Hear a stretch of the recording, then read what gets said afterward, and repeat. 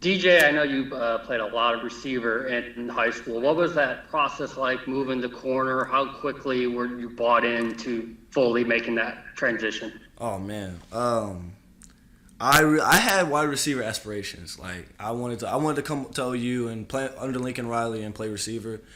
It was tough a little bit. It was just a little like I don't know. You could tell I really still wanted to play receiver a little bit, and Coach Grinch and Coach Manning like they had to sit me down and tell me like, look, man, like you could really use what you learned on the offensive side of the ball, and you could implement it on the defensive side of the ball.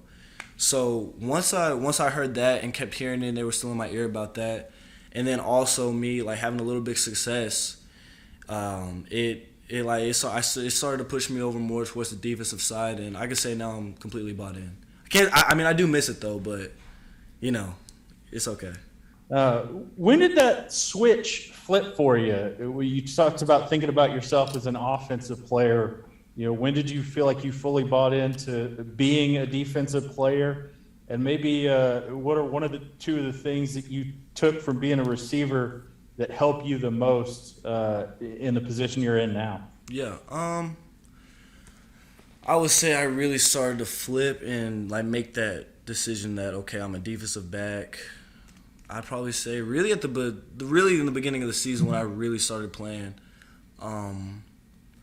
and I try to look at it as I'm a receiver. I still have a little bit of that in me when the ball's in the air, and not only that, I feel like a certain split if the receiver's on the top of the numbers, if the receiver's on the bottom of the numbers, most likely if he's on the bottom of the numbers, he's most likely running an in-breaking route, or hey, he has a cut split all the way on the hash.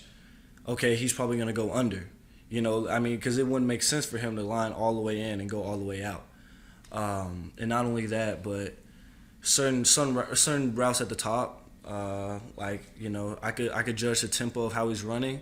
If he takes an outside release, okay, I'm either thinking a go route or I'm thinking a comeback. And if he's a little choppy and his hands aren't real violent, then he's probably going to sit it down and either do a curl or a comeback. Or if he has his head down and he's running hard, me thinking in my receiver mind, okay, I know if I'm doing that, I'm trying to run a fade and I'm trying to run away from you. So certain stuff like that, or like an inside release, it's either post, slant, or dig.